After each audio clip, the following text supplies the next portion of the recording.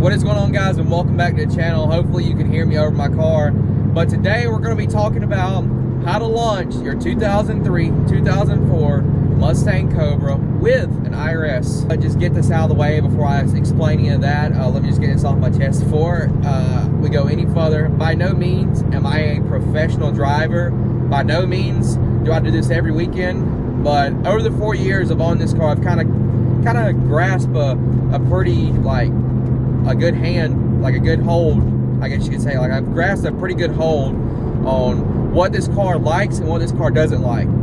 This applies to my car. My car is pretty much a stock 03-04 Cobra that makes somewhere around the 400 horsepower mark, maybe a little bit more. The same principle applies to it all with these IRS cars. If your car makes a little more power, you might have to be a little bit more easier. If your car's right around mine, you can pretty much follow these steps and pretty much almost see the pretty much same results. They're not all going to be, not every car is going to launch the same. Every car is going to be different, but this is kind of just like the basic steps, I guess you could say, on how to do it. But if you're wondering what's done to my car, my car's been lowered. It's got a full tilt boogie rear end in it. It's got X pipe, wireless stingers. It's got 18-inch by 10.5 on the rear, 335, 30, 18 Toyo triple R8Rs. Highly recommend that tire for the street. It doesn't last a lot of time, but it is one sticky tire for the street, and I've had no issues hooking. I've almost over-tired this car, if that makes sense. What I mean by I've almost over-tired this car, I've almost gave the car too much tire and not enough power. So I've got to change that in the future. Hopefully I can change that in the near future, and by no means anytime soon do I plan on doing that, unless something were to happen, come up. But for now, we're going to enjoy the car how it is, and we're going to show y'all, or I'm going to show y'all how to launch this car. Let me just cover the method that I use. Basically the method that I use is slipping the clutch. A lot of people say that's bad on your clutch.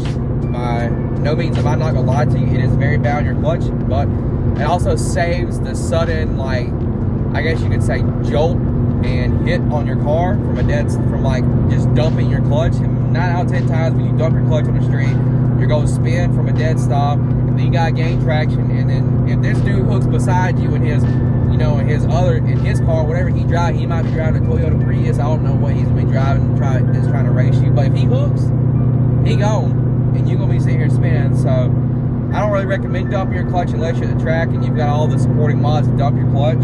Some people do it, but I just personally have never gotten to work for me. If you've never heard slipping your clutch, basically, let me explain what you're doing.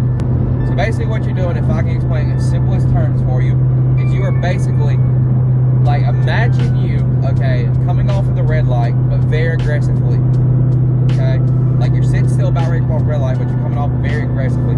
That's basically how I explain to everybody. So basically what you're going to do is you're going to use the same mentality of leaving a red light, but you're going to give it a lot more gas, and you're going to come off the clutch a little bit faster, but not so fast to where the car's going to, or where the clutch is going to be dumped, if that makes sense. And sometimes when you're coming off, you have to feel for that point where your car's trying to break traction. And when you feel that point, hold your clutch right there for about 2 to 3 seconds, or until you've got some wheel speed going in the rear, until you've gained some mile an hour. And then as soon as you notice that your car is moving really good, let off the clutch, smash the gas to the floor, and start rolling them gears, and you'll be good to go. That's basically the easiest way to explain it. I'm going to show you my footwork. I'm going to try to film the best I can footwork wise to show you how it works. I'm going to show you my RPMs, how my RPMs work, and I'm even going to have a clip on the outside, or I don't have a way of filming or somebody to film for me on the outside, so if I can find a spot where my camera ain't going to get hijacked by somebody, or even get ran over, I'll film it. But if not, I have plenty of videos that I will put in here of me slipping my clutch to launch it. So let me go ahead and drive on to Mexico, so we ain't gonna get in trouble. Let me drive on to Mexico, that's where I'm headed right now, and we'll get there, and I'll show you some footwork and some RPM, so you kind of get a feel on what we're working with. Yeah, boy, doggy, woo! Guys, so you can see my feet right now. Let me go ahead and clean the tires off real quick, and we'll launch this thing. All right, so the first thing you want to do is just give a little bit of gas and clean your tires. All right, so tires are clean now. Tire pressure set, everything's good to go. So let me show you how to slip the clutch. Clutch foot's right here, and this is gas. All right, so here we go.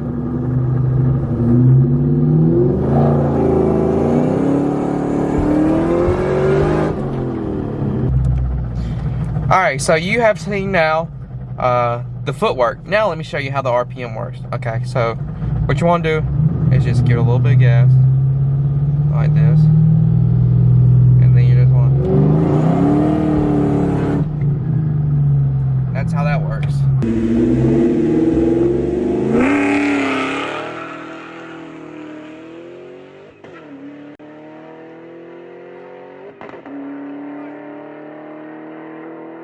Alright, so as you see, that method works very well. It's all, I mean, if you get it down right to where you can pretty much do it every time like I did. I know I probably made it look pretty easy to some of you, but it's really not as complicated as it sounds, or as complicated as some people make it out to be. It's very easy. You just gotta just play with your car and just really figure it out. One tip is don't get out there and just constantly do it. You know, let your car cool off and all that.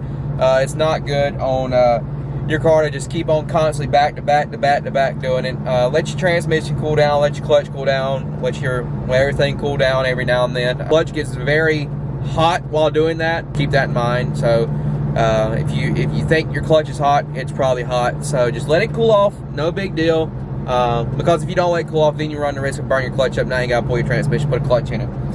But pretty much, that's the basics of it. There's not really much more to describe or talk about. Much covered everything. So anyways, I'll catch y'all in the next video. Peace out.